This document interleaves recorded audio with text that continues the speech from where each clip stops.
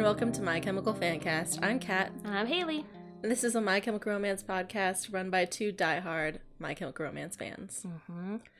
This is our first real episode. Yeah. About I Brought You My Bullets, You Brought Me Your Love, the first MCR album. Mm-hmm. I hope you listened to our teaser episode. That was just testing the waters, and I think we did all right. It's very different. I mean, we haven't released it officially yet, so if you're That's sneaky, right. though, then you can listen to it. Because I think, like maybe 5 people listen to it already. Well, they will listen to it by the time this is out. Yeah, they will. Oh, yeah, this is going to be August 6th. Sure. Yeah, sure. We'll say that. Yeah, because next week is like the 29th or the 30th. Mm-hmm. Or something. Yeah. And what led to us recording this tonight is it's July in Georgia, so it's been so dang hot out, and it rained a lot tonight, and we were out to dinner, and when we came out, it was just so nice out. Listen, y'all, We were rejuvenated. 70 degrees. It was 70 degrees. 68. Sorry, my car said 71. The weather app said 68, and it felt like a 68. Yeah. But it had been 91 degrees today. Yeah, and we just rode around fast with the windows down, blasting bullets. We rode around at a safe speed. We were, you know what? Let me live. You weren't driving? Doesn't matter. I was having a blast. We rode through town at a safe speed on a mission to Target, which we did complete, and only bought a few extra things.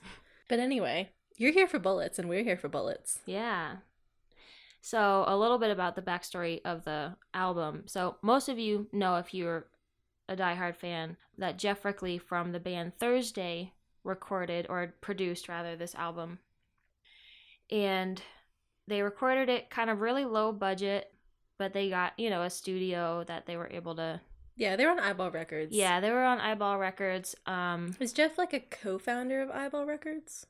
I don't think so. Because Alex is the main guy who ran it. Yeah, I know. Well, I know Jeff helped a lot because obviously he was a producer. Mm-hmm. But Alex Saavedra, he is the owner or co-founder or founder.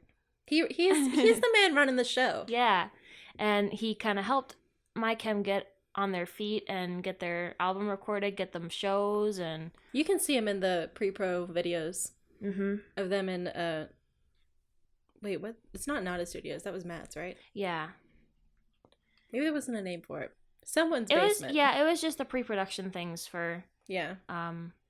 You can find it on YouTube. It's like that 20-minute video where that's they're in gonna bullets. Kill me now. I need to know if that was Nada Studios or something else. Can I Google it real quick? Yeah, go ahead. God damn it. Yes. All right, we're back. We looked it up. Confirmed. It is Nada Recording Studios. Yes. Good. All right. So the concept for Bullets is, so they've always done concept records, whether they want to call it a concept record or not. Yeah. I think this one was like a soft concept. Soft. Like there's a concept, but I think they were too early and scatterbrained to like commit. Right. It's not like later. Black Parade commitment. It's more like we got a storyline we're thinking of. It's more like we're a new band. We desperately need songs. We need to get to at least 10. Mm-hmm. Let's make something out of this. Yeah. So it's kind of about a Bonnie and Clyde duo that kill a bunch of people and roam around in the desert. And he's always had a thing with deserts. I don't understand. The desert is a recurring theme. Yeah, can we talk about that? The desert comes up. I mean, it's gonna make more sense later when we get into like Danger Days and stuff, but like the desert appears here. Yeah, the desert has been a thing literally since they started. Yeah, that he's been like, yeah, let's go to the desert and blah blah blah, or like this story takes place in the desert. Like, why the desert? I don't know. I think it's like this wasteland concept, and it's kind of apocalyptic. Not to pigeonhole him too much, but it also seems sort of comic booky in like nothing. Mad Max. Yeah, like Mad Max, and like it's very like a dramatic setting. Yeah. And also biblical. Yeah. You know? I get that. I do think there's something about like going to the desert and like going through trials. Mm-hmm. I know that's like literally biblical, but yeah, I think that's a thing. Yeah. And the record had a concept behind it, but I don't feel the concept. It is kind of a soft concept. I feel it less as I listen to the album. Like I feel the undertones of it as I'm listening to the songs. I can hear, like in Drowning Lessons especially, I hear like, oh, that's the story. Mm-hmm. Like, and Demolition Lovers where you really get it. Yeah, for sure. But it feels more like kind of like an open personal letter, or like an open. It seems pretty emo. That's Yeah, what you're saying. it's very emotional and personal, and you're like, all right, like okay. And the title, I think the title comes from a comic book that he either wrote a long time ago or wanted to write about a gangster thing Really? going on. I think it's like he had this story about these two rival gangs in, I want to say Chicago, but don't hold me to that. Mm-hmm. But it was like a city. I don't think I've heard that. We can Google it later. Yeah, I haven't looked much into like what the actual title came from, which I'm surprised. That's it. There's nothing else. It's just that's it. I don't think there was like a romance involved though. I think it was just a story about like two rival gangs. Right. And I also wonder if, I don't know how much they talked about the concept of it in 2002, and I like, part of me wonders if they did the concept in retrospect after Three Cheers came out. They were like, it connects. I don't know. I think in order for them to write some of these songs so specifically, Gerard had to have had something in mind before they put it out. He had to have at least a kind of story in mind while he was writing the lyrics. Yeah.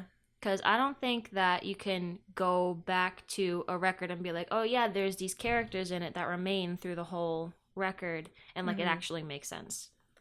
So maybe it's more like he had this idea while recording Bullets, but maybe it wasn't fully formed yet, and then in Three Cheers it became fully formed and like could articulate it more. I feel that. Who knows? This is our speculations. Yeah. That's gonna be like 80% of what this is just speculation. Yeah. Listen, guys, we're just really excited about MCR and have some thoughts. All right. So, all that being said, first track, Romance. Kind of a track, kind of not a track. I love it. It's ambiance. Yeah, it really it sets the tone, and it's not an original MCR song. It's an older song, and it's actually public domain, so we could put it in here if we wanted to. We could, because your girl can't play it. You did a good job, though. Ray does it really fast. Yeah, he does. She's so fast. In the actually in the pre-production thing, you can see him playing it, and he's playing it even faster than the recorded version. And you're like, Ray, slow down, man. I don't know how he does that. He's a gifted man. Yeah.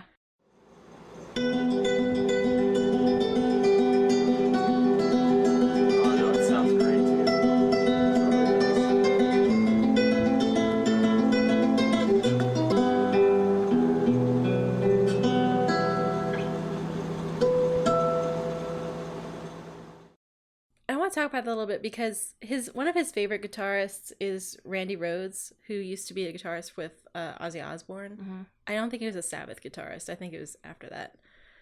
And he was like well known for meshing metal guitar with classic guitar. And I think Ray really conforms to that ethos of combining classical elements with metal elements. Yes. I think that comes up later. Yeah, I agree.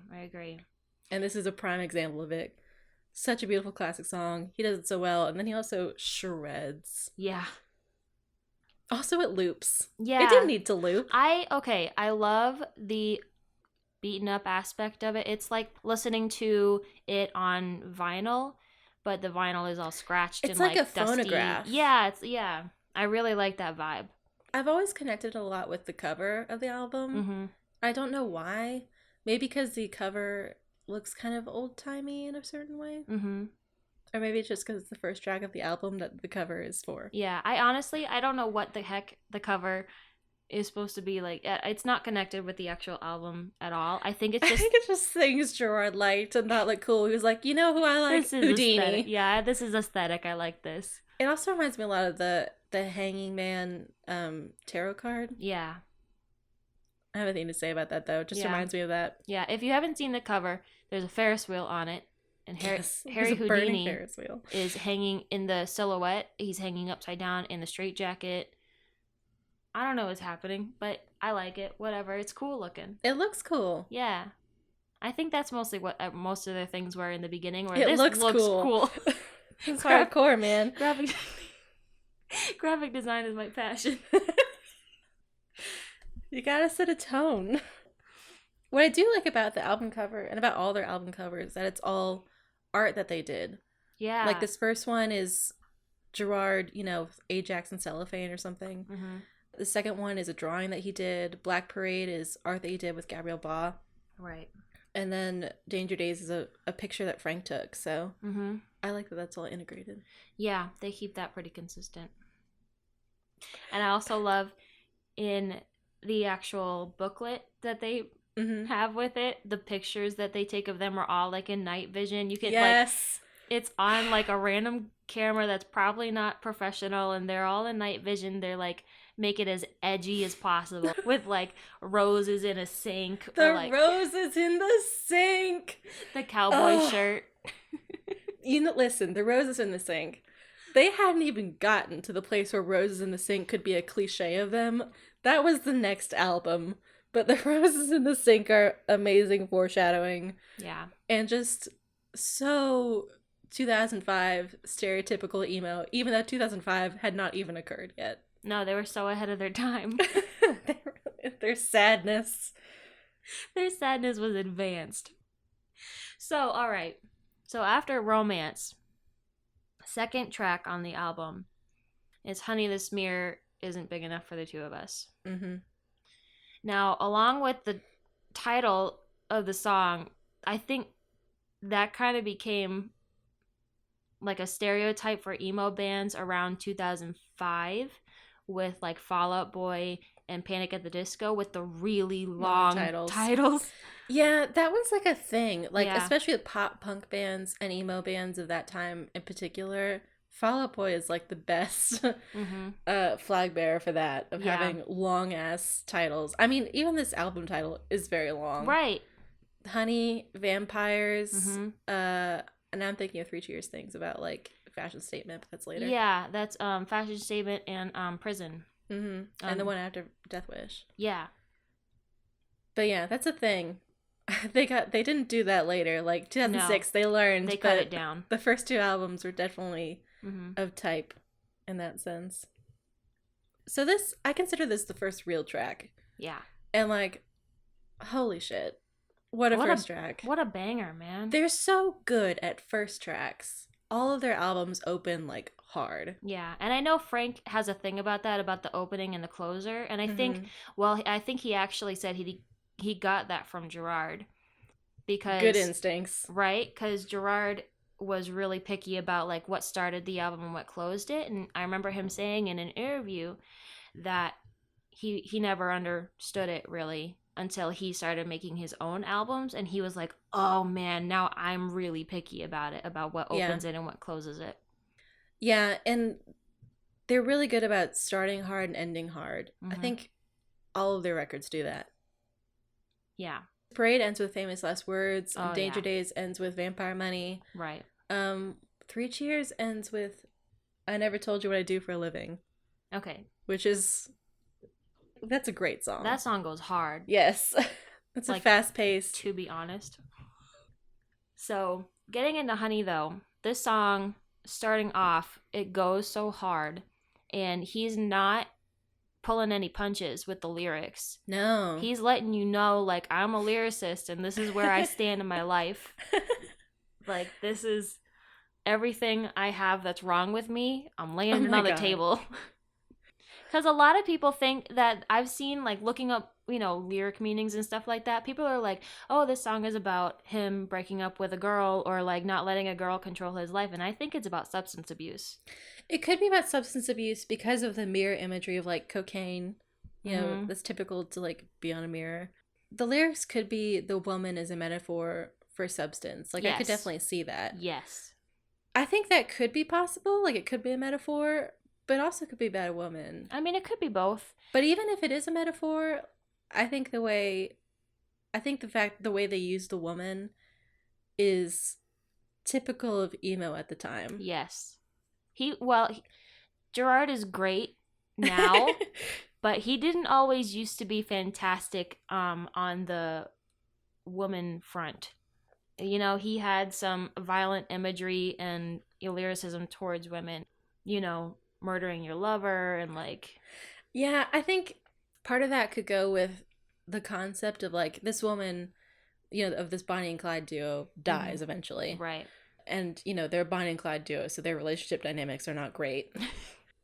I mean, personally, I think Gerard's always been fine. But, like, as far as music, this record definitely has some typical emo imagery of a woman has wronged you. Right. And, like, he even apologized in the liner notes, apologizing to his girlfriend at the time named Kat about talking about killing her so much. Yeah. So he was like, sorry about all the songs about killing you.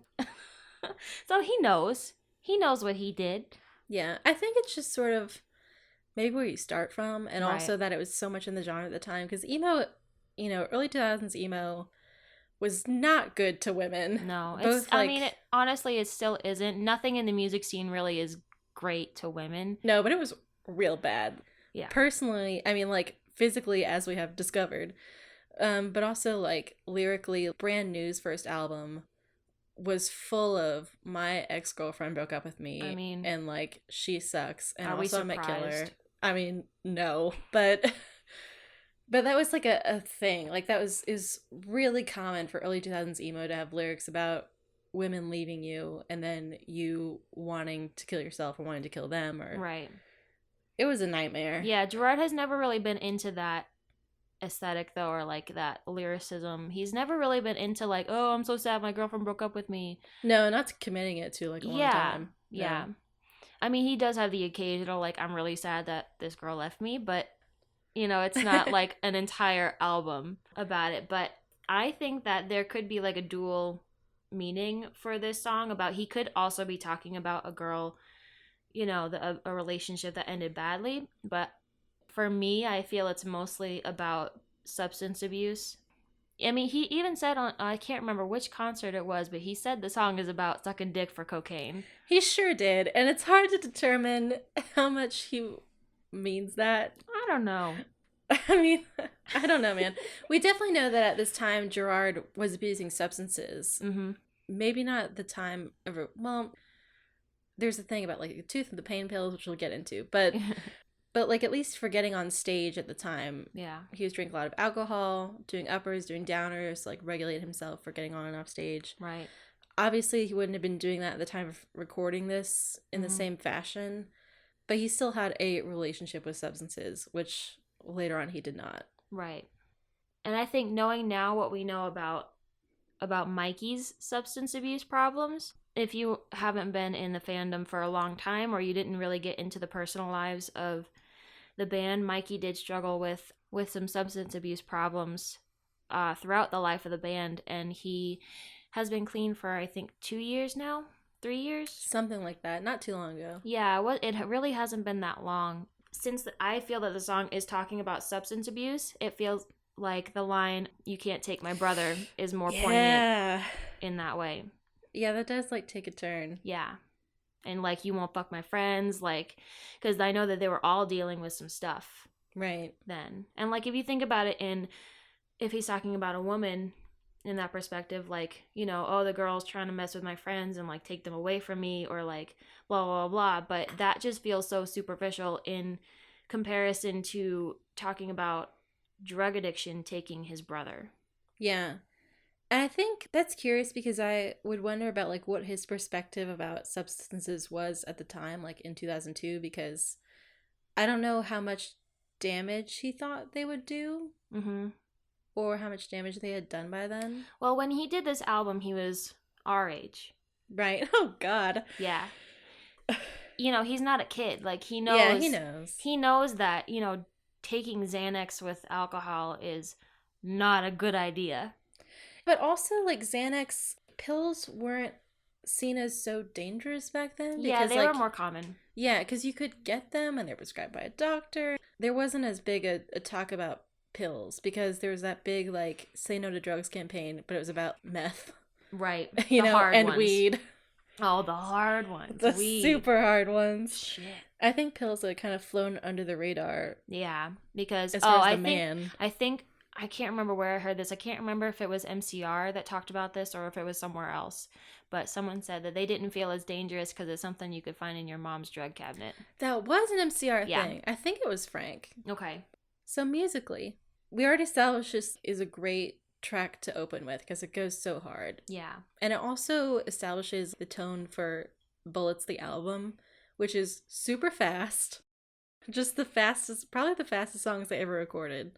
They've got these guitars which are chugging heavy in the background, and also doing this. There's not a lot of distortion on this record. It's just a lot of clean, loud, hard sounds, but there's not a lot of distortion tone or metal tone or anything.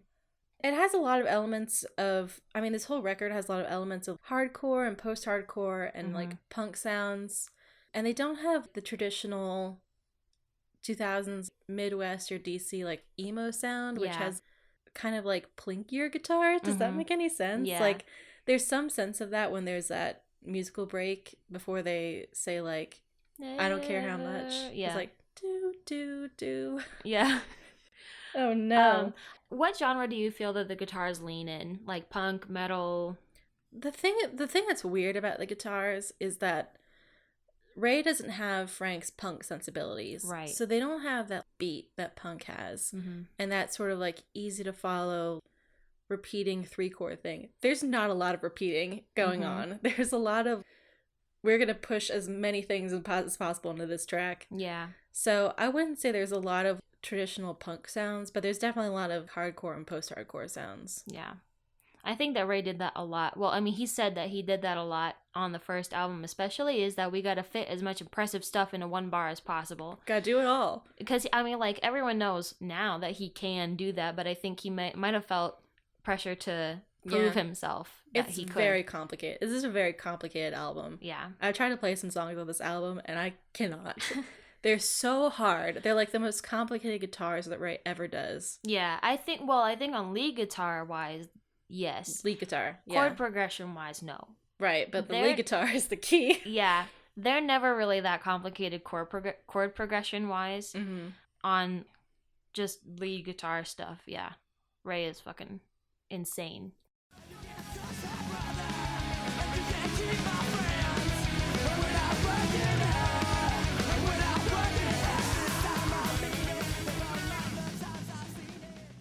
I have in my notes. I don't remember what I was thinking when I wrote this down. It's not like super out there, but I don't remember what my line of thought was on when I was writing this. I wrote that it could be that he's dealing with an internal struggle between his real self and the stage persona. I don't think that's wrong necessarily, just... Yeah. Well, there's a lot of the faking lines, you know? Yeah, because he created an over-the-top persona, and he only felt comfortable doing that when he was under the influence of something. Like, he felt that he had to take that to be, quote, Gerard on stage. And even when he hasn't been on stage yet, I think he feels like the duality in him between being, like, someone who's comfortable being alone, someone who's comfortable with playing D&D quietly alone in a basement, and then somebody who's, like, starting a rock band. Right. And having to be extroverted for that. And because it deals with the mirror and talking about the two of us and all that. The mirror! Yeah, I think that is a sign of him dealing with some kind of duality within himself that he has a hard time dealing with. Wow, an English teacher would be very impressed by you right now. I was really good in English class, so... The mirror duality? Yeah. Thank you, Miss Lane. Wow. Alright, do you have anything else to say about the song? Let's talk about the video. This video, guys. So I love the Bullets videos. All 2 of them. The audition movie part of the video aside, it's by Takashi Miike. That part of the video aside, I'm sure it's a fantastic movie, but I like the actual like band part of the video a lot better. It's just like, you know, it's just them hanging out. Like, well, you get to see some of what Gerard was like on stage. Yes. When he was nuts. Yeah. Because he would go so hard in Bullets days, and that weird tongue flicking thing he does, he did that in real life, guys. Did it in real life. There's evidence. But I do like you get to see like his crazy eyes, you get to see like the tongue flicking thing, you get to see the energy they had. I love watching Frank in that video. You get to see Frank thrash with his dreads just everywhere. No, he didn't have dreads in that video. Oh, it's in the next one. Sorry, the dread is just so imprinted in my mind, the way they flip back and forth, and it's just... And Frank didn't even have a hand in writing that song, I don't think, did he? No, but he can go just as hard. He went so hard in that video. He's like screaming and sweating and like... I just remembered his scream face with the mic. Yes, this all I see in my head right now. Yes. Is him screaming. Like...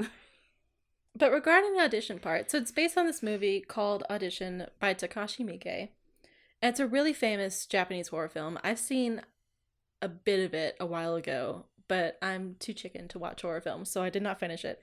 But it follows the plot of that movie really faithfully in like a 4-minute span. So the movie and the video are about a guy who's holding auditions for his wife, and he doesn't like anyone except for this one woman who seems to be perfect, but is actually a maniac.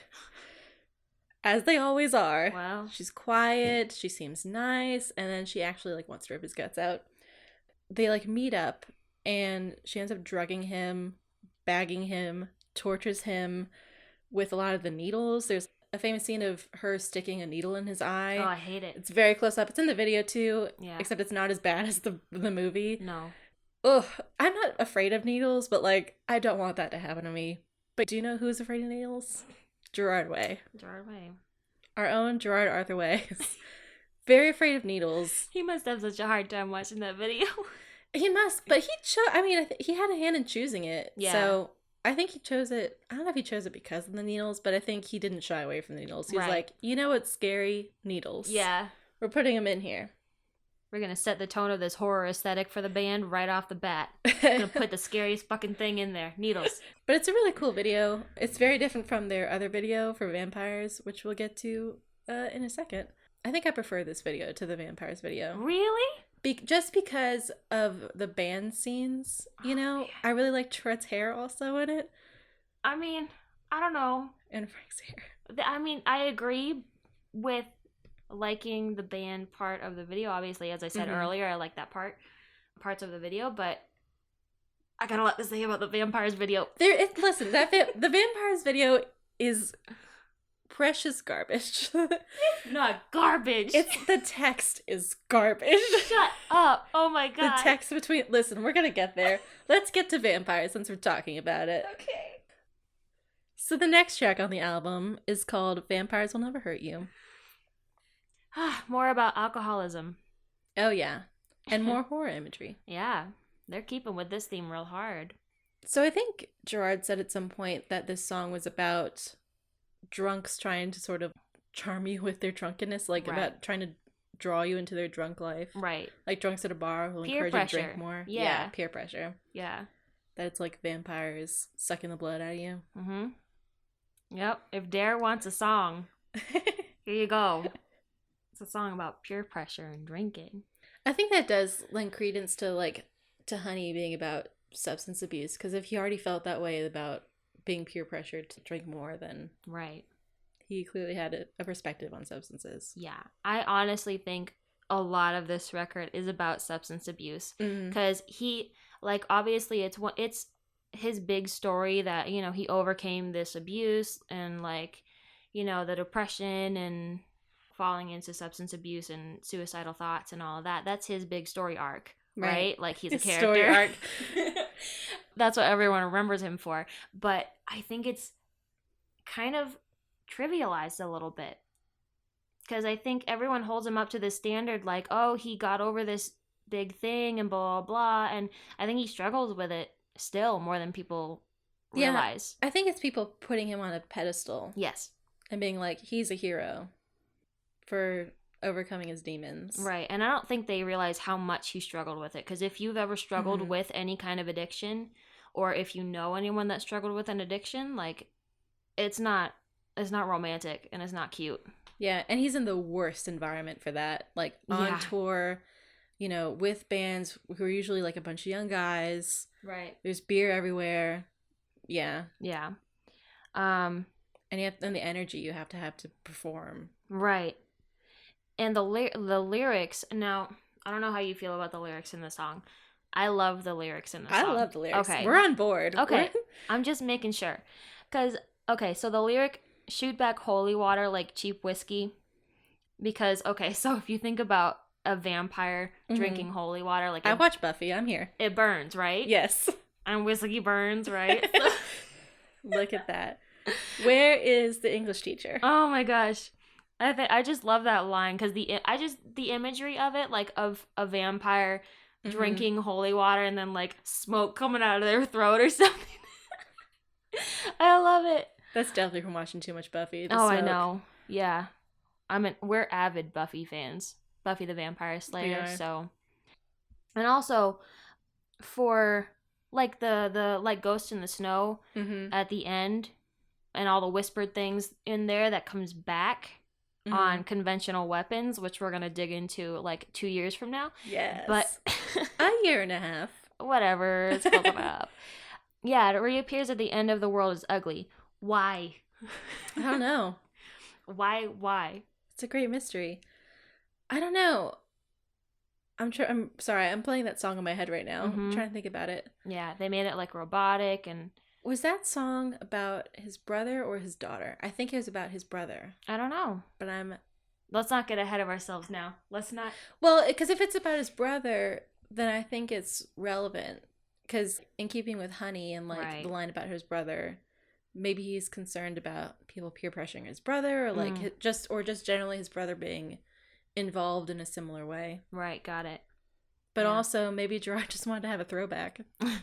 Yeah, he might have. I'd want one. For sure. If my throwback was to something as legendary as bullets. Heck yeah. Yeah. And he said that it was intentional to do that. He stated that on Twitter. Oh, that makes it more confusing. Yeah, he said it was intentional. Like, Gerard, we have a question for you. We require answers. I don't know. And as we said, this is another one that sets the tone for the goth horror, blood, and all that kind of stuff aesthetic for the band. And I think they kind of got sick of it. Like, no matter how into vampires and blood they are, they got sick of the blood photo shoots. Yeah, they were great, but... Yeah. And people thinking they were rich vampires. I mean, they 100% set themselves up for it. But this definitely was an aesthetic touchstone for the band and for the public about who the band was. Of vampires and horror. And it's a very Misfits-esque direction to go. Yeah. The Misfits were one of their favorite bands collectively, and a big New Jersey band. And of course had a very strong like horror direction. More like gory horror. Like, I feel like the Misfits horror involved a lot more like people on people crime. Right. Which, that's represented. There's murder. I think they deal a lot more with monsters though in here, but they're like metaphorical monsters. Yeah, but monsters appear in both, and I think that's really significant because no one else was doing that. Right. That was not cool.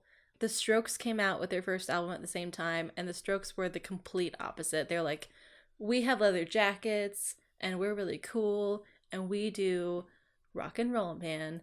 And everyone fucking loved the Strokes, and they were like, rock and roll has been garbage, except for this Strokes album, and like, finally, we can get over the presumptuous young men making rock albums that aren't rock albums, man. And here's a real rock album. And this is not... Those critics would not like this album. This album is a lot of affectation. Yeah. It's a lot of... There's makeup involved. There's costumes. There's like this overwrought horror aesthetic. It's the complete opposite of that. And it was not what was mainstream, but it was what made them good. Yeah. And I just feel that in my heart. Yep. I feel that as well. And at the very end of the song, whereas the can you take my heart, that part... He said that it is meant to sound like, what is it? The Ink and Dagger? Yes. Yeah, Ink and Dagger. Probably off their album. Literally called Drive This 7-inch Wooden Stake Through My Philadelphia Heart. So it's appropriate. So it's drawn directly from that. Yeah. And the lyrics, he said, were inspired by Somebody Save Me by Cinderella. And I think it's cool that he is just so open about like where he gets his ideas from and where he draws inspiration from, because I feel like everyone feels like they have to come up with their own super ultra original idea or else it's garbage. And that's not true. Like, you can draw inspiration from everywhere and you can use direct references. Like in Frank's albums, he used direct Jawbreaker. This motherfucker loves a Jawbreaker line. There's a few in MCR too. I'll point them out when we get to them. Oh, I know. But yeah, you can draw inspiration from everywhere and you can pull from it. And as long as you pay your respects to it, it's not like it's not yours. It's not an unoriginal creation, you know? Yeah, you just have to add your own flavor and your own inspiration. Yeah. But we should also mention about this song that, one, this was... not this version of the song, but in general, this was the first song they ever recorded as a group, like way back in Matt's attic. Right. And also, this is a song that Gerard considers to be his best vocals. Yes. Ever. Yeah. And I agree. This song is like the scream in it. This song just goes really hard. Yeah. And the reason it's his best vocals is because Gerard was dealing with a lot of tooth pain and toothaches, and he ended up having this abscess in his tooth that he had to go to the hospital for. Honestly, okay, side note, if you have ever dealt with tooth pain, not that bad. It is the worst pain I have ever felt in my entire life. I bet it like involves your facial nerves, and that's why it feels so bad. I felt like I had a migraine almost nonstop, and I had a really bad one time, like it was broken and like infected and blah blah blah. And that sounds similar. And some like I don't know, I chewed something wrong, and my head exploded, and I just started sobbing. I like had to go to the emergency room. I had to take hydrocodone. Like it was really bad. Yeah. Well, so I understand his pain about like smashing his head against the wall and like yeah, this dude was smashing his head against the wall. He had these pain pills that like I think probably made him laggy or something. Oh yeah. So Jeff told him, you can't take these because we need to record right now, so you can't do this. And he was like whining about it, and Jeff was like, I would have been too. Jeff was like, I love you, but we got to get this done. Mm-hmm. And so he pulled back and punched this motherfucker in the jaw. Man, somebody punch this dude in the face more often, because like if you get those vocals out of punching him in the mouth, man, worth it. So worth it. I'll punch him in the face. Go sing. Like what? But yeah, Gerard got punched in the face, and then went in the studio, recorded this song in one take. Alex said, "That's great. We were just setting levels. Can you do it one more time?" No. But he did. He did do it one more time, and this is that take, and it's amazing. Yeah, it is. It's really good. I love that faded in scream. Oh my god, those are my favorite. That's my favorite part ever. Maybe not the album.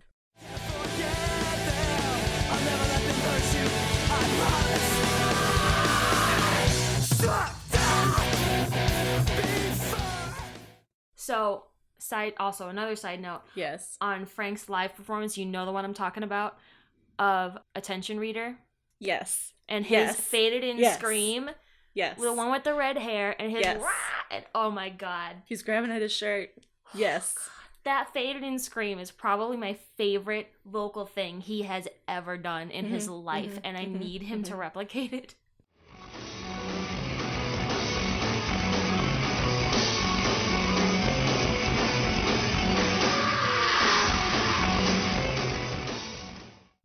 That's a young man's game, I think. Oh, man, he needs to do it again. Frank, if you're listening. Frank, please don't listen to this podcast. Another thing to mention about this track is that this is the track also that exemplifies, some people consider it the problem with Bullets. I consider it the good part of Bullets, is the fact that Bullets is not a well-made album in that their songs don't follow the rules of song making that make your song catchy and able to be played on radios. Like, there's no hooks in this track. No, there's like maybe one song with a chorus. Like, yeah, there's no chorus in this track. It's poetry. The whole thing is just straight up poetry. And I think if it were like a series of poems, yeah, they didn't know what hooks were. They wouldn't know a hook if it bit them on the ass. But I really like that about this album and this track. Also, maybe this is a good time to mention that on the disc of Bullets, it says, unauthorized duplication is a violation of applicable laws and will result in Gerard coming to your house and sucking your blood. I think that only caused people to rip the CD more. Probably. And also contributed to the rich vampires it did. Thing. In reference to their aesthetic and goth horror and blood and all that, I don't think they mention anything gory or bloody in their songs, maybe ever, except like they mention murder generally. Yeah, they kind of, I mean it's not like Misfits where they're very explicit lyrics, or like especially in their videos as well, there's no blood. No, even in the literal song called Blood, there's no blood. No, except for Ghost. That's the only time that they ever have blood. But and it was different. It was like a setting. It was necessary. It was. But yeah, and I think that's interesting too, is that they don't rely on that heavy gore aspect of horror to be considered like goth horror. Yeah, which is a big difference between them and the Misfits. Right. Where the Misfits is like, I killed your baby today. You cool with that? So we talked about the song. Let's talk about the video. Mm-hmm. So this is your favorite Bullets video? Yeah. Of the two videos. I don't know why. Two. Like, there's a plethora of Bullets videos. There's right. two. There's two. It is my favorite. It's just very DIY. Like, so we could set up a cardboard box and recreate this fucking That's video. what they did. It's like a piece of cardboard in the background painted to look like a window. Right, and they, like, got high together doing it because of the fumes of the spray paint, and, like, they had horrible headaches, and, like... I hadn't heard that, but I'm delighted to hear that. Yeah. No, I think it's really funny that... like, I think it was, like, Gerard and Frank or something were spray painting the windows, the window shadows on there, and they got high off the fumes, and they said they got, like, terrible headaches from it. Fantastic. This is a very charming video because it's so, like, we're in a box. This thing looks like a window. We have our faces painted white. In probably not tuxedos, probably just suits. And also, Gerard's hair, to be honest, is on point. It is. It's like when he had the shorter hair, which was a very brief moment in time for him. I loved it. But it looked really good. Frank's hair is a goddamn nightmare. And it doesn't match. Like, it looks so weird that he's got the white face paint and looks like a vampire, except for these weird-ass dreads, which just fly like spaghetti back and forth. Like spaghetti. It's just like spaghetti, but I love it. So, one, the way they're dressed in this video, they're all, like, dressed super snappy. And yes. And, like, the lighting in the video is, like, super dramatic. They have kind of a storyline going in the background of a guy and a girl. And I guess the girl gets bitten and dies. And the guy is, like, really upset about it. What am I gonna do? It happens. They also have the weird text going in and out. Right. Which just seems like I'm a freshman in high school and I got assigned to do a music video. And this is what I'm doing. I want to make it really edgy. I want to make it really dramatic, so I'm going to add this text. It's kind of reminiscent of, like, their aesthetic for Three Cheers, just with the suits and the paler makeup. Right. But they're not going full Three Cheers yet. And Gerard really performs to the camera here. He does. It's not like performing like Honey performing. Right. Yeah, it's a little more put on, and it's a little more like, I'm acting. And I'm an actor. Gerard, after the band broke up in 2013, did, like, a listen through of his albums, and he did a couple tweets about them. And so here are his tweets about this one. The first one... Oh, no, it's all one. Vampires. The first time I had heard my voice recorded, the tempo is 187 beats per minute, by the way. Still my favorite vocal performance I've ever done. Vampires is still my favorite song of all time. Ever. Christ. The end of Vampires is so fucking good. Street. Hell yeah. I've never heard anyone say street except for Gerard. I love it. The bit at the end of Vampires was meant to sound like Ink and Dagger. Right. Is that all we have to say about Vampires? I think so. It's, I always combine, like, Honey and Vampires in my mind. I don't know if it's because they both have long titles or, like... Right. I just feel like they lead into one another very well. Yeah. So I feel like you have to have both at once. The Vampires is one of my favorite tracks on the album. And then we lead into Drowning Lessons. Yes. Which, for a lot of people, it seems to be, like, a least favorite song, or, like, kind of a throwaway song that they're like, man, it's whatever. I'm kind of in that camp. It's not one of the standout songs for me, except for I really like the guitars at the end. Yeah. But that's sort of, like, the only notable thing about it for me. Well, okay, so I know the concept for this album is the Bonnie and Clyde lovers, and one of them dies and all that. But Gerard literally said that this song is too personal for him to perform live. Yeah. So what the heck? Like, I don't know.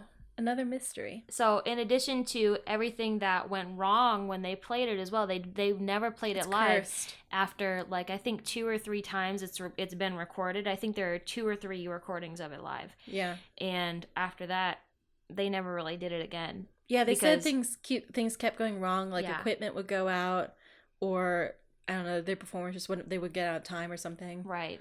Yeah. Which, I mean. There are probably outside circumstances with timing, But that makes me sad that they never really performed it live after that, because his live vocals on this song were killer. And the guitars would be really nice. Yeah. I love his live vocals on this song, honestly. I don't know, I'm not sure if I've heard this live, except that the image in my head right now is of them playing. It reminds me of like a hotel like lobby. Yes. I'm pretty sure it's like a hall. Yeah. So is that one of the live ones? Yes. If so, then I've heard it. I just forgot it. On the surface level, lyrically for this song, a dude kills his bride is what it's sounding like. Something like that. Dumps her in a well. As you do. Right. Gotta get rid of her. And so this is the point in the narrative where he like makes the deal with the devil. Yeah, this is the first time we hear about the 1,000 men. Right, 1,000 bodies piled up.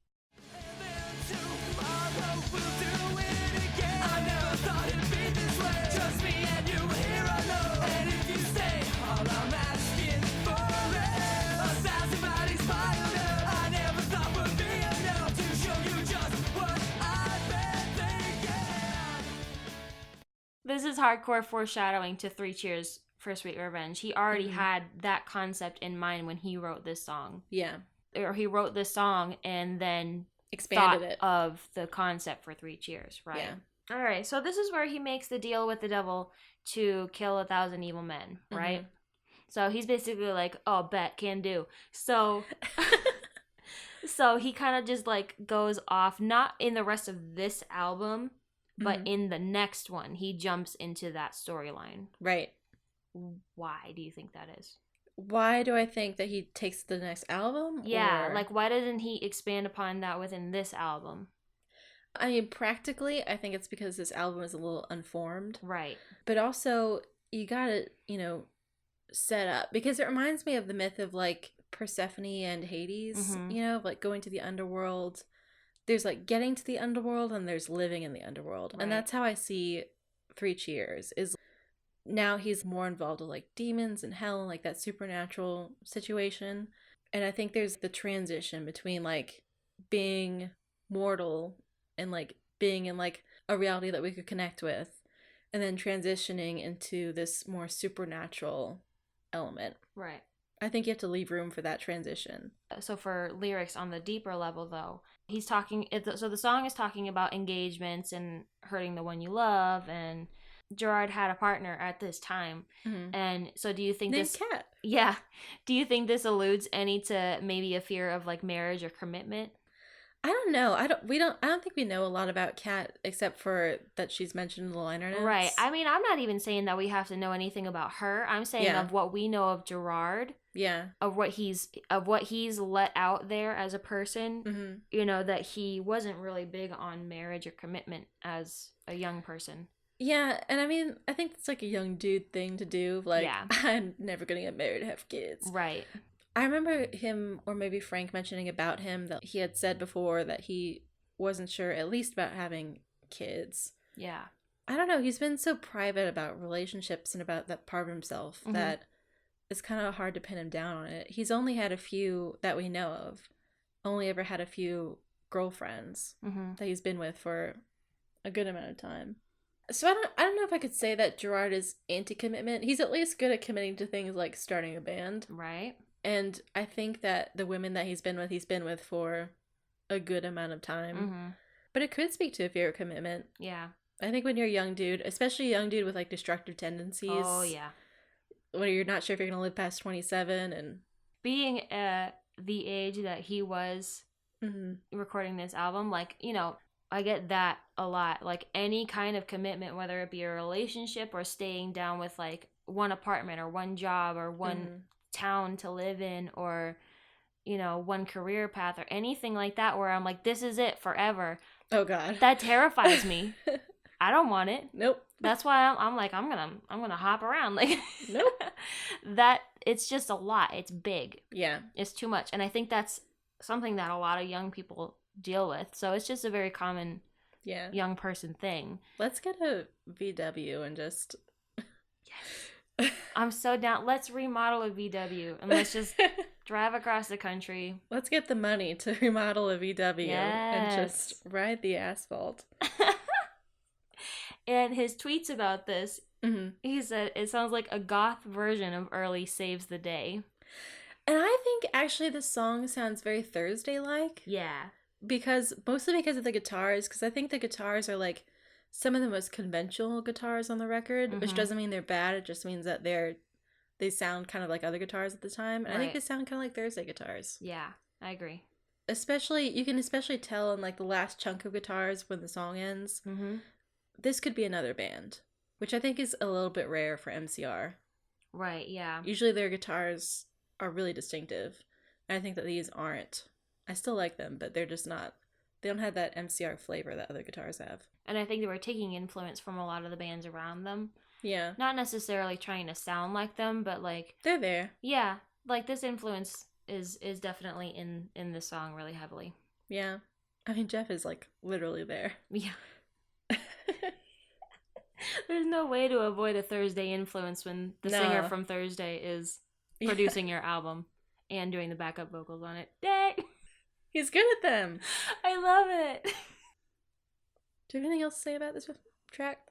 No, I think that is a good stopping point, and we continue the Demolition Lovers discussion in the next episode. The concept. Yeah, the concept is what I mean. Yes. Yeah. But I think this wraps up our first Bullets episode. Yeah, I think it went well. Hope you liked it.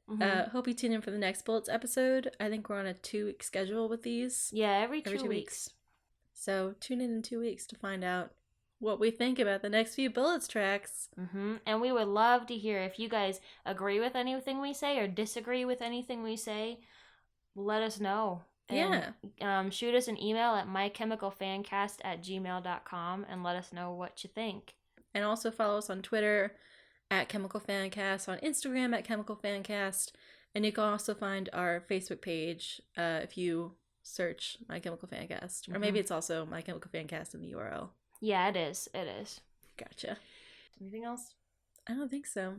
We'll see you later. All right. See you next time, y'all. Oh no. We'll see ya. Bye.